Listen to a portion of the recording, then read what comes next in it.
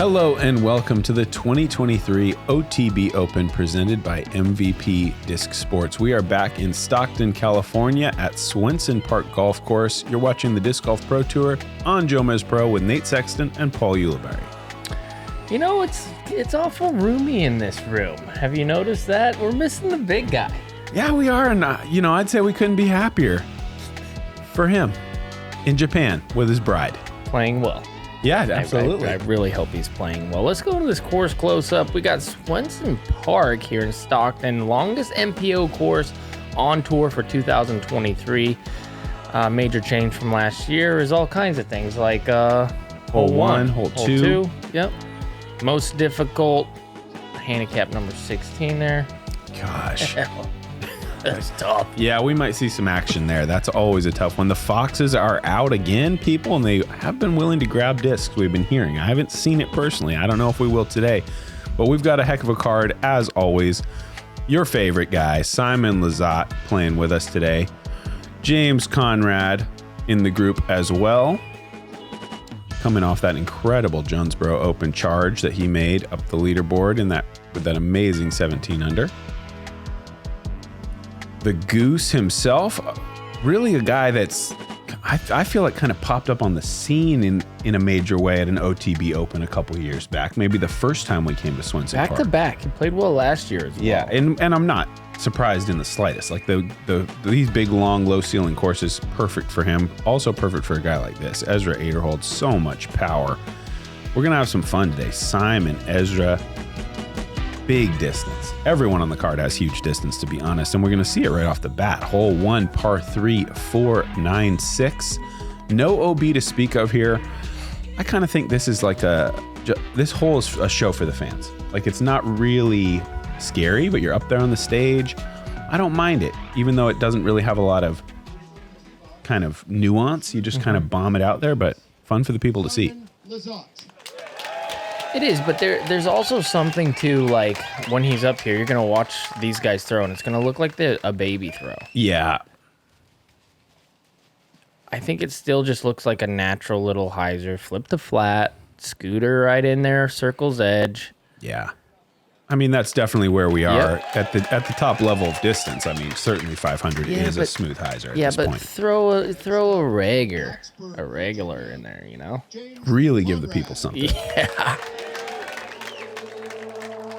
I'm James Conrad with Team MVP. This is the third time we're playing at Swenson Park, and back in 2021 I was able to bring home a second place, so definitely have a decent track record out here.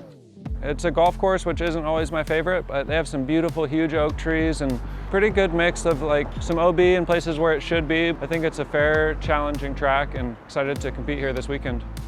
I don't feel like last year was my strongest year on tour. Overall, like, not that many appearances on lead card, just kind of a slow and steady year.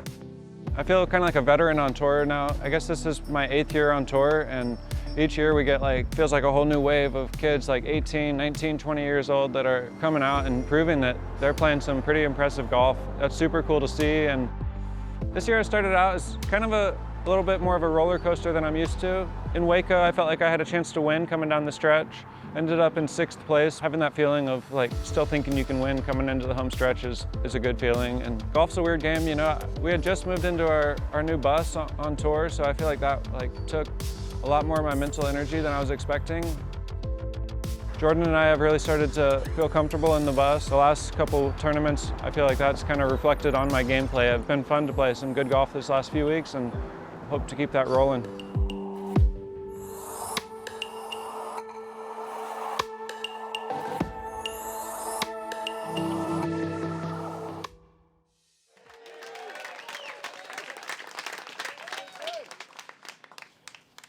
You can like him or you can love him.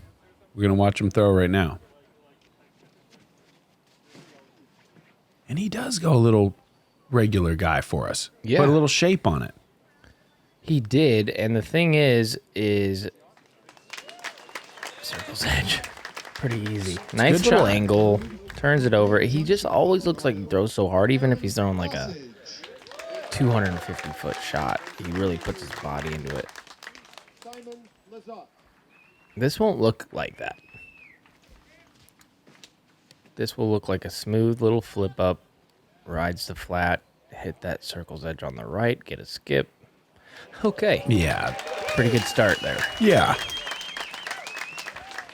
Oh, and he's psyched. That's good to see. I mean, this is not a hard shot for him, but obviously it's first hole and it's still a long way. Wind can play with it. Perfect angle, perfect speed. There is a tree coming in as well right there that he just gets around that you see a lot of people kind of clonking near at 35 feet. Ezra, Aderhold. You think overstable mid? What I think is, thinking about the course, this could be second easiest hole we play. Ooh, he turned it. He's giving the fans a show, that's for sure. That thing is going 600. Yeah, he might have misread the T sign or something. Wow.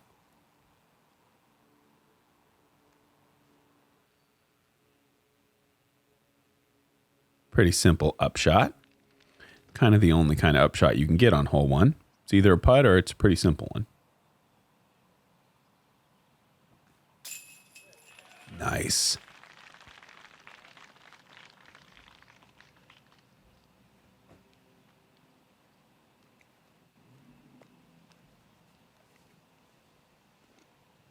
I think Simon's going to be like, 18 feet.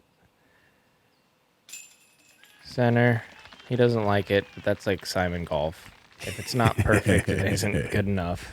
Yeah. And then we got a little tap in. I mean, I feel, don't get me wrong, I played on a different card, but I feel for the top cards, this would be typical 2 to 3 birdies on this hole, especially with the wind that it is. Once the wind flips, which I do hear from locals that the wind does switch from time to time to tailwind and then headwind, this hole becomes way harder. It's even tough for the biggest throwers to get there with that distance. And if we look at this leaderboard, we got Isaac Robinson already 10 under through 15. Yeah.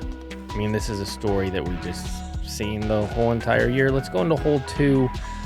That's a par 4, 744. We have out of bounds on the left, mandatory on the right, low ceiling the whole way. You're going to see a lot of rollers and tight left to right turnovers. If you got a sidearm, that'll work too. Sneaky hyzer, so lots of options off the tee. And then, I mean, rinse, repeat on the second shot, really coming into the green. Really well guarded green. I like the change as well. Hole 1's tee and hole 2's basket are in the same spot as they were, but it was just one hole before. And you threw the big hyzer, and then you would set up the forehand in. I think them as 2 holes is a little bit nicer. I never played last year, but I love hole 2 with my whole heart. I mean, this is just a beautiful hole. This has got some cut. Yeah, this is in big trouble. Yep. Might have worked in practice, but not once all the spectator cars came in. That might have a chance to swing back in, but there's just no space out there. This is what we're going to see from the Goose here. He's got the power both ways. That doesn't look like much. It looks like a baby little flick, but that thing went 380 low ceiling. That's a lot of power that not a lot of people have. And it really makes this hole easier. That's a decent shot. He'll have a little bit more on the second than I think he gave that first one. It's often kind of a 2 of the same if you're throwing the forehand off the tee. The second shot is not small. And this is going to be a tricky upshot. There is a big tree that guards all kinds of shots from coming in, and if you get anywhere around it, it makes putting very difficult. So he's going to go to a little bit of a flex potentially. I like this. Oh, did it hit the big tree?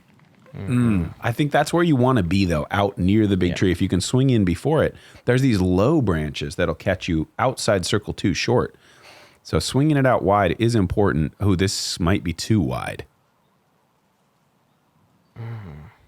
I don't, out of bounds for Simon. So pretty big mistake. I think the Goose will show us what we're looking for here. You'd like to kind of fire this thing out left towards that biggest tree. This might be short. Oh, see, that's one thing about this course is the grass is thick. They were like, you know what? You're not getting any skips out here. We're going to leave it a little thick. You don't get that skip forward. It makes it very unpredictable because sometimes as the grass lays over, you do get the skip. Sure. I think that one of the things that this course does better than most, being 11,000 feet, is just consistently sort of present a low ceiling that doesn't allow for that many just incredible distance shots. It sort of makes you play that strategy a little bit more and watch your nose angle, because the combination of low ceiling and not much skip is a difficult one. Yep. It's easy to accidentally throw like 325 if you get your nose angle a little wrong, because the skip's not going to save you. And then you think, okay, if I try to solve that problem, roller's the option, but then you got OB right and left with crosswinds. Yep. Not the easiest putt, but he puts it right on the stripe there. That's a tough bogey, but manageable in this start. Nice birdie on one. You're going to see a lot of people go par to start this tournament because of how difficult hole 2 is. I think because of that, those low ceilings and where the OBs are, like, I don't feel like it feels too punishing on OBs. I think it's one of my favorite layouts that we play in this distance class. Like, if you're going to a ball golf course and if you're telling me I got to play 11,000 feet, I'll take Swenson. It's fun. It gives a lot of players opportunity to score, opportunity to use different strategies through the course. There's that even par for 3 of these guys. Aaron, good start there. I mean, hole 2 is just tough. Hole 3, though, 358. This is what I would consider the easiest hole on the course. This is kind of a must-get. The only thing you got to worry about is right here where the camera is. Somebody decided to do donuts with the golf cart for 2.5 days. And then it provides a very... it's a dead skipping spot. Yeah, that's what I was... See if he can get... He gets gets the skip. See, beautiful shot. A lot of people hit that and it just goes too big. Dust pile flies up. Yeah, give us another look. It's a low ceiling. Like, you need to kind of miss something. He hits this line perfect, gets under those branches, one hop, and then a nice stop as well. Yeah, almost kind of dunks it right. Kind of did. I would really like to see somebody else hit the donuts. That way we can see if it does get the skip. This seems too high, doesn't it? Yeah, but he gets a little love. I don't know. I guess not. I mean, a little love. A little love is definitely fair. But yeah, way out there short.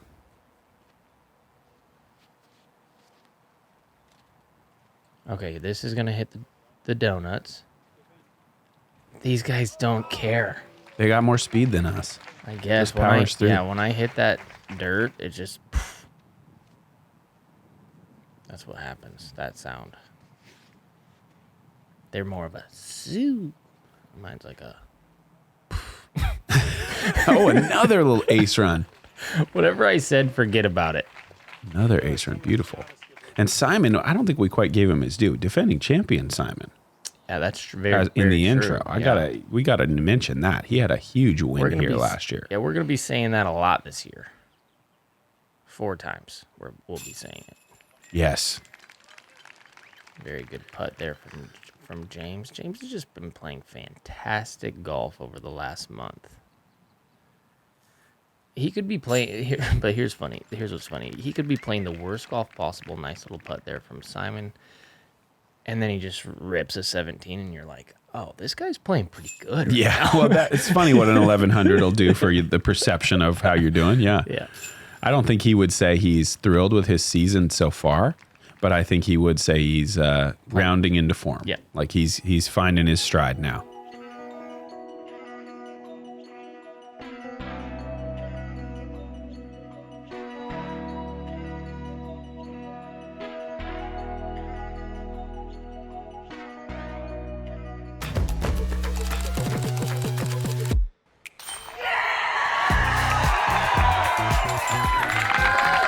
Done it.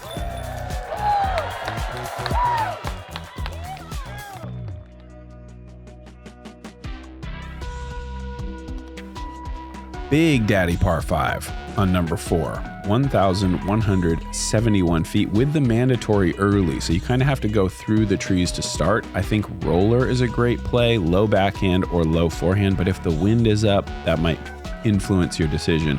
The second shot is all about getting over and ideally a little right of that golf green that we just flew over. And then, that's a theme, another low ceiling approach.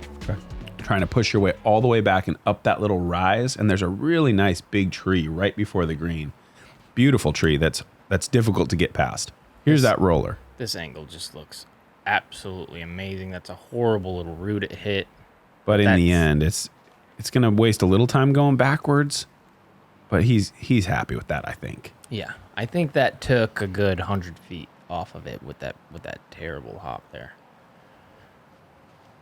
Simon, that's a lot of cut. I like the cut.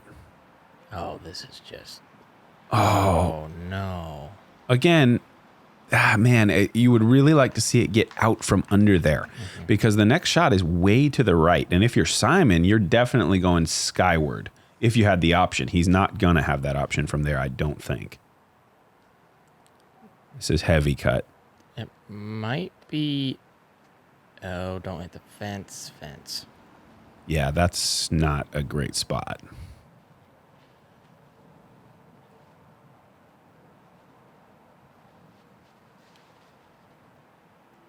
Late set down, great angle.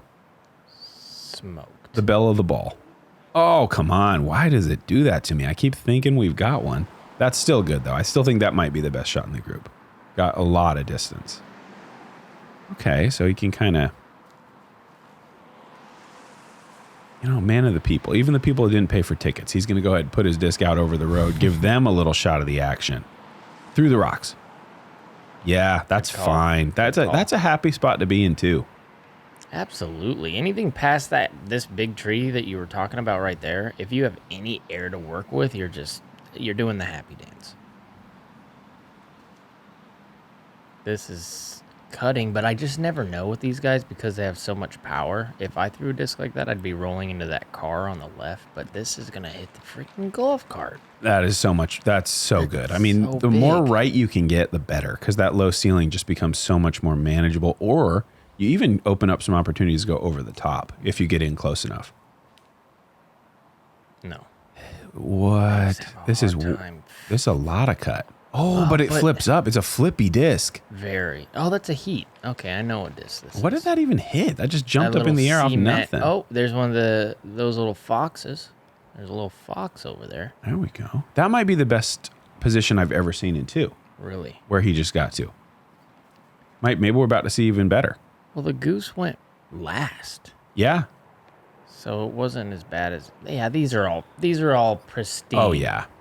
Those are so far up there. Oh, there goes Foxy. So the story is that now the foxes are kind of learning what's going on. This is a tricky little run up in between these two rocks, though, before I keep going on the story. Flex back and get a skip. No. There's that tree, that last guardian. But still, I mean, he's still in position to take a stab at that. Over or under? Over. Know it. Way over. Yeah, that's what they call high in the sky. Short, maybe circle 2. Mm-hmm. Yeah, but those foxes are basically picking up the disc and running away. Now they're not only just peeing on them, they're grabbing them and booking it. I think they just appreciate a little privacy when they pee on them. So they take them kind of back to a spot they're familiar with. Then they do what they want to do. Gosh, I'm surprised that these upshots aren't a little bit better. This is like a putter. That's pretty incredible to be this far up. And it needs to turn. Yeah. See, these aren't great. No, the upshot's left a little wanting.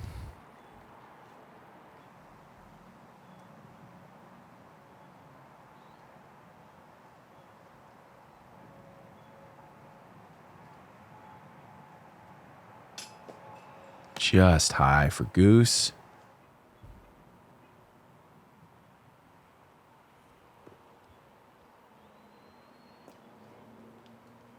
Good effort. getting under the ceiling, still maintaining the height past the chains.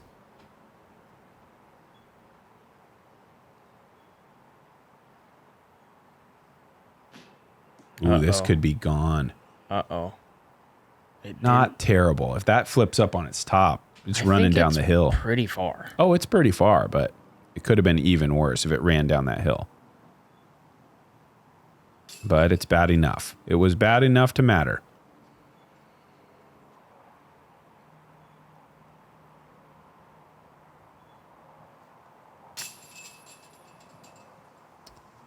Wow.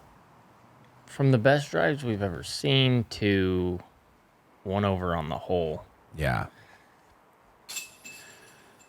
Tough place, tough track, man. This is it's kind of a rare thing to have a par 5 that's like a good get. And I think this qualifies. You know, even for big throwers. No, absolutely. It's like a nice pickup. And generally 5s, you know, as they are, there's all kinds of strategy choices. You can maybe play for eagle. We're going to see a par 5 that's eagleable soon. I like to see both kinds. You know, this is the kind that nobody's thinking about eagles. I'll tell you that much. No.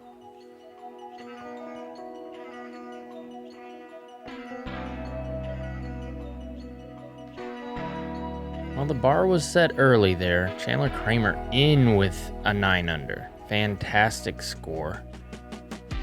Couple of Finns playing well. Well, it gives us good perspective for these cards, which I really like with those, so that we can see, like, what are these guys striving for? How is the course playing? Are they on pace? And I think that is exactly what's going on. We do have the course playing tough, but 2-3 under through 6 holes. Yeah, you're pretty good. You're right in the pace. This is a brand new design. This is not a triple mando like we're used to. So if guys want to go around, they can. Oh, this is disaster. This hole at only 589, you really just need to hit the gap. It hardly matters how much distance you get, assuming it's through and flying. You know, you move up there to 200 left or something. So, oh, I thought he was going to go with the roller. Well, that's a pretty good result for catching some trees, moving up the fairway at least a little. But yeah, I feel this must be one of the easier holes on the course because it is only 589. Wow. These guys are kind of spraying the drives right now. See if Simon can get one through low. Yeah, that's going to work. I'm actually a little surprised that none of these guys went Big Annie over the top. I think I've heard tale of Eagle McMahon going long of the basket in the air. Well, I was thinking that it's not a triple mando, huh? That's what I was thinking. It isn't. Okay. You can do all kinds of weird stuff if you have the arm for it. Mm-hmm. Aaron a little low. Ezra. This is going to be tough because the basket's pretty protected. So this is how far can it? Whoa, pretty good.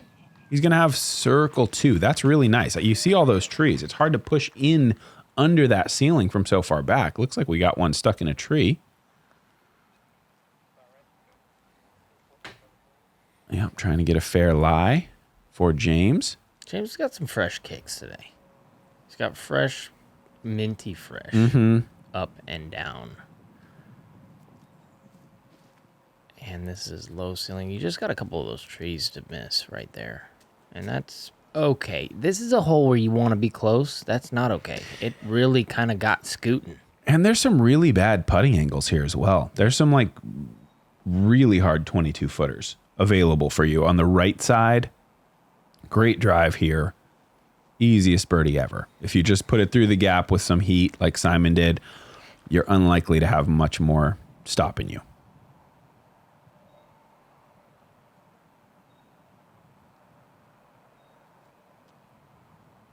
Oh, okay. Not really great. Just enough to get around that tree at least. And just enough to make you nervous on your putt. Oh, no. This is coming in as the easiest hole on the day.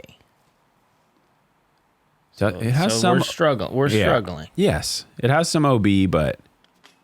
Yeah, and that's exactly what I was going to say is... I'm thinking this is a frustrated card. And you see that right there. Because after the last hole with the position they were in for none of them to get up and down. Ooh. Good little catch there. He loves it. It's a good save. I mean, you really don't have much else if you hit the first tree.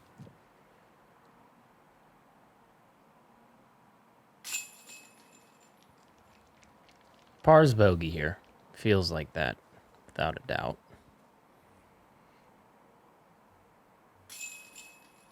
But I like the hole because it provides a tough enough gap. Yes. To where, obviously, it made these guys a little nervous. But if you hit the gap, you're kind of home free.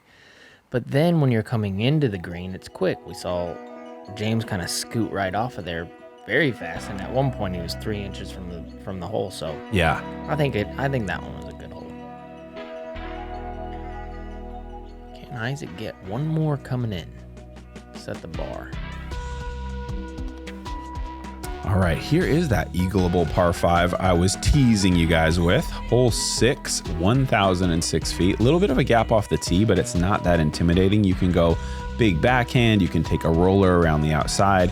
There is OB right and left, and it's appropriately tight for a hole of this length, I think. Like, the fairway is wide, but as soon as you forget about the OB, you go OB. Like, you have to kind of keep it in mind on every shot. Just because it's kind of there waiting for you, especially with the roller, if you get a little bit errant. This guy doesn't need a roller to chew up 1,000 feet in 2 shots, so he's just going to go air. To where a lot of rollers get to. Yep, and that'll be kind of low ceiling for him. We'll see if he's got any play. This looks like it could be a roller coming up, lining up that wide line.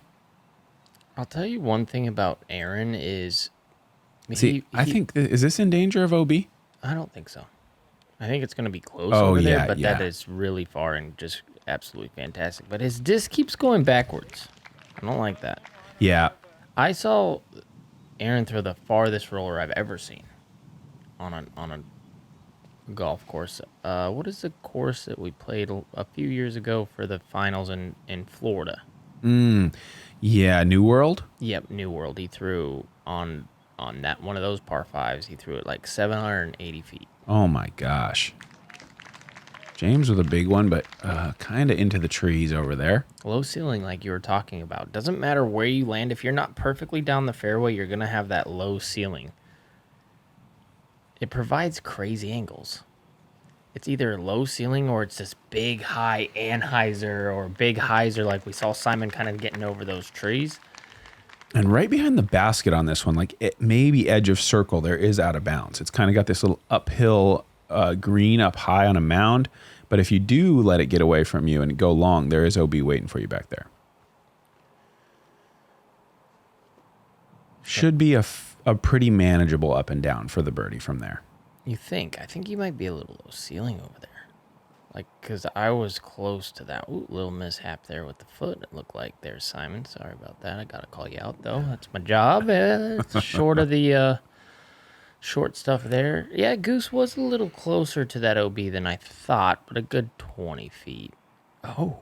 You're going to lay another one down. If this holds a little cut, yeah, I see he's got that backwards action again, but that's for safety more than anything. The angle not absolutely perfect for distance, but he's in a great position to get his birdie. Whoa.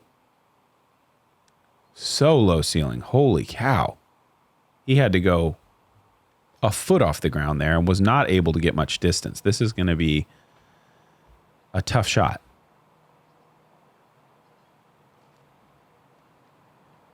Probably over 300. It's looking nice. I mean, that's really good. Yeah, you got to love that. Circle one. There's like one tree that you have to beat with this shot. You can see it there. You want to get over it.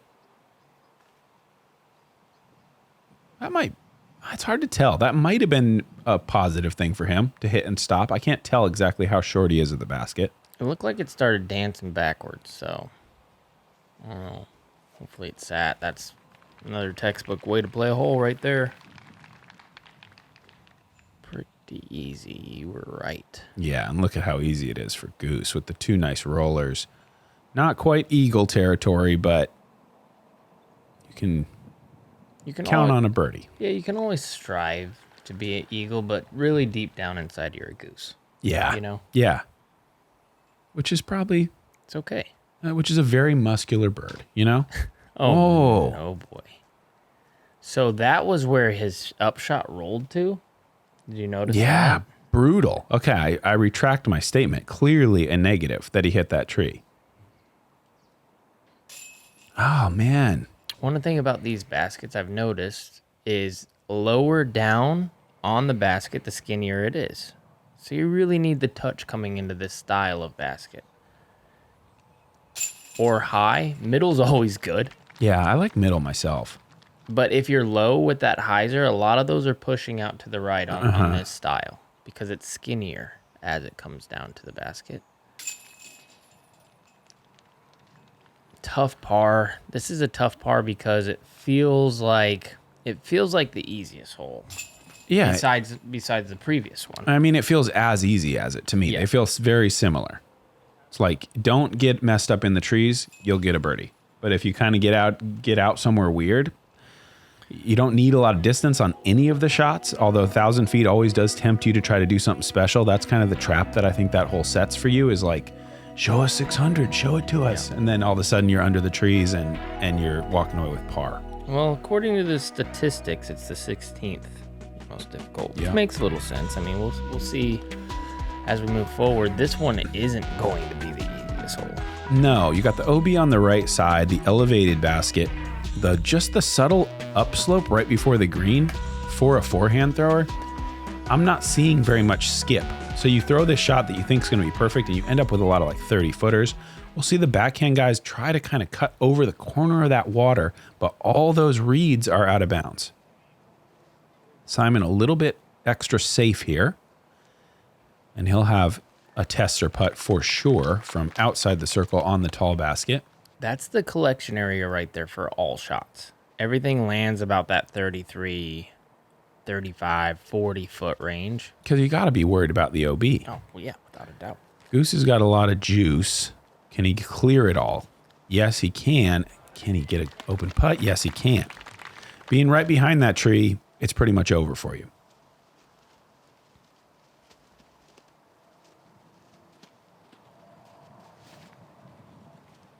Oh, and by the way, if you do hit the reeds, you're done.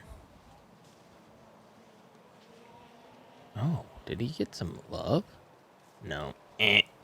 But you're done because those things will slice you up. Once you go in there and get it, it'll slice you up. Yeah. They're like razor blades. And they're strong.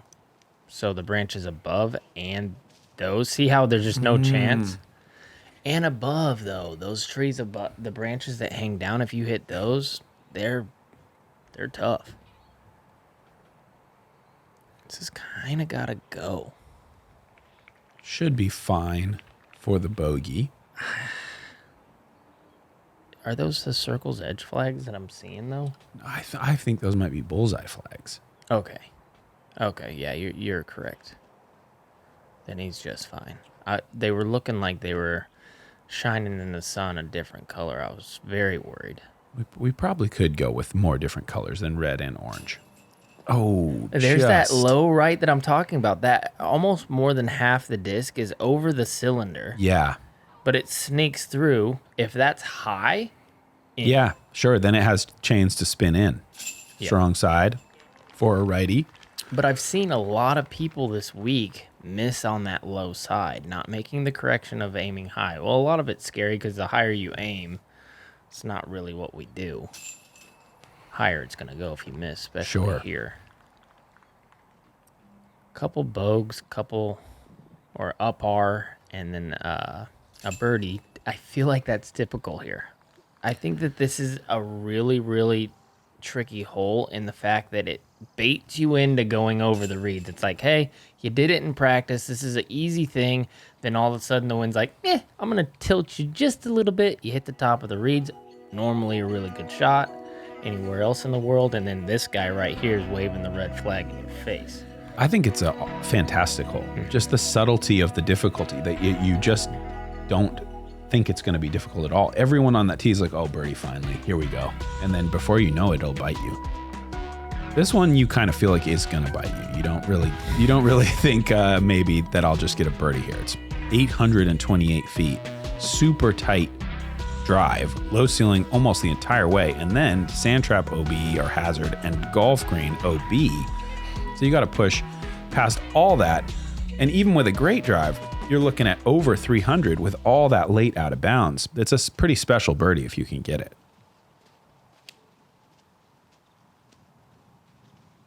There's a little dirt patch right here, and he hits it. Wow. And that's the only way I feel like you can really get into the perfect spot. That was great.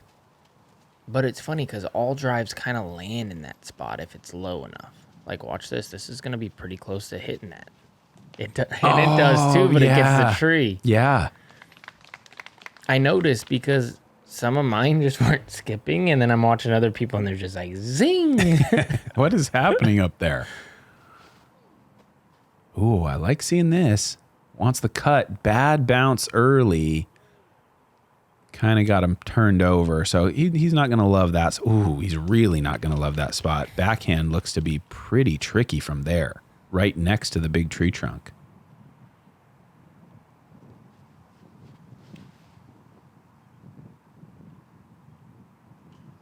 This is going to clear it in the air. See how it kind of gets snug on that grass? Yeah, he got less out of it. More distance, more power than Gossage. Not the same result without that big skip. Oh, good. James able to swing pretty freely. I was a little worried that tree was going to be like in his swing path.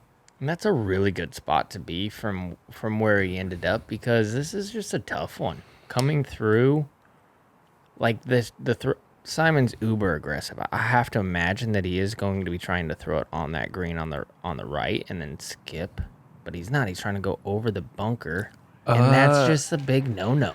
Yeah, I think you really need to be willing to lay back if your drive is not ideal. It's just it's a very scary hole to think, oh, I'm out of position, I'm going to attack anyway.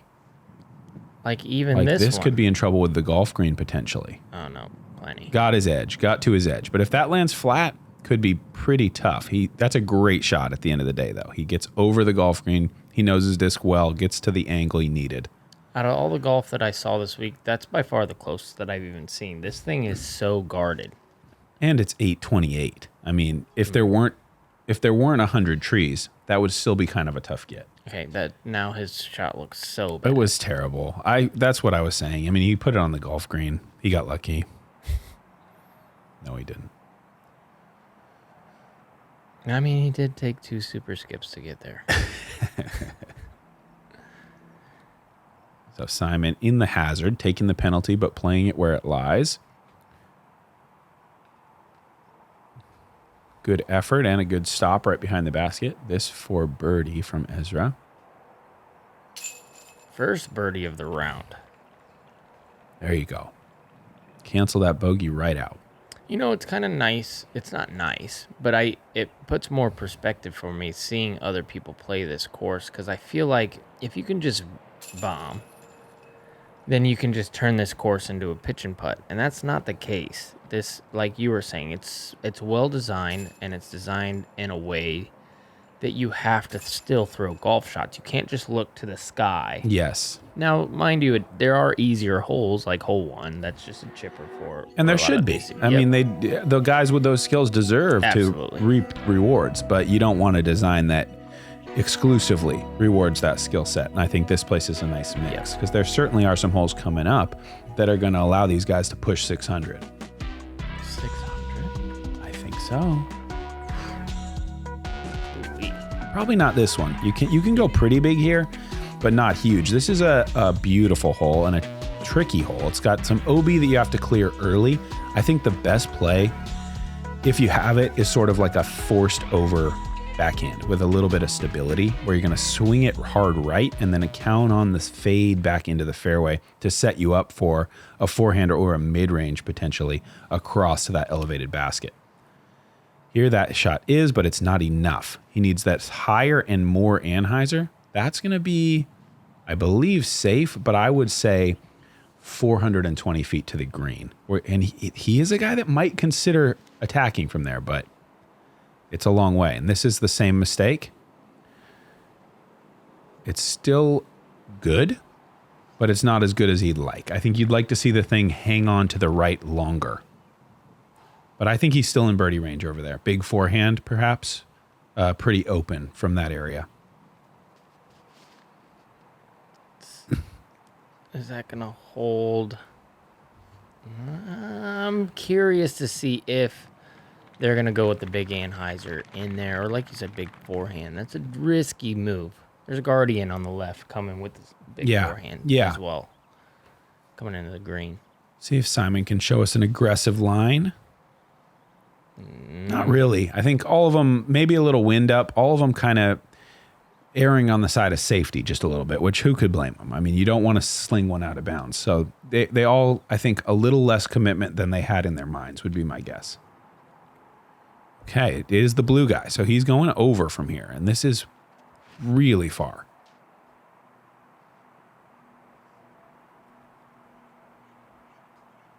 Wow. Yeah, I think, I mean, that was a 400-foot shot right there.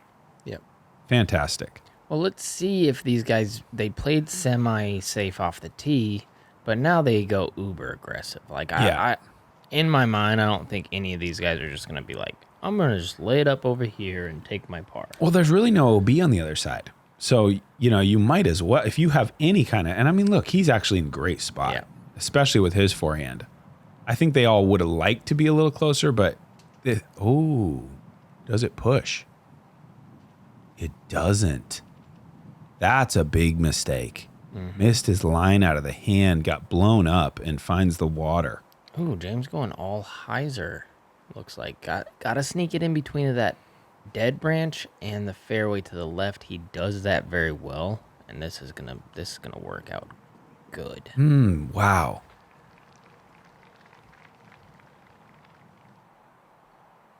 This hole just kind of feels like one of those. It feels kind of out of a dream a little bit. Oh, I mean, like it's a video game hole.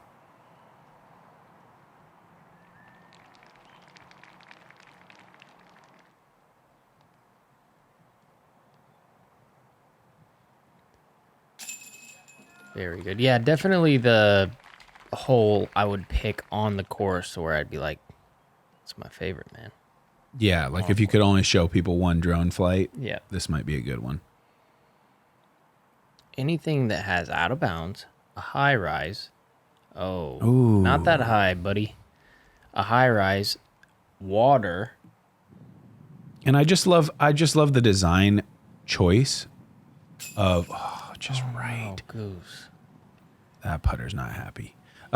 Where the bigger you want to go, the riskier it is. Yep. You know, and that's the great thing about that drive. The closer you want to put it, the more time you're spending over out of bounds. And I just think that's awesome. Where it's like, how much are you going to bite off? You know, and you get this reward and risk, and it's balanced really well. Yeah, the goose was having a nice 9. That's a tough way to finish this 9. He was 5 under, looking to go 6. Yeah, which would have been just out of this world, and then all of a sudden, some bad things happened. I enjoyed the front 9. A little breezy. We really didn't talk about that, and that is a kind of a factor here. We saw that on the putting green there, but what do you think? Breezy is the right word. I wouldn't say it's windy, but it is a little breezy. I think these guys still in contention, certainly. A lot of golf left. Obviously, it's looking like double digits is going to be phenomenal, and anything between 5 and 10 is a contending nice score for these guys going into the weekend. You don't think 4 is pretty good? It's not great. You can see me there at 4. Early in the day, we saw me on the leaderboard at 7 through 15, so the fact that I'm at 4 is weird. The Founders Club thinks it's weird too, but we still appreciate the Founders Club. That's a story for the back 9. I'll make sure to ask him what happened. Thank you guys so much. See you on the back.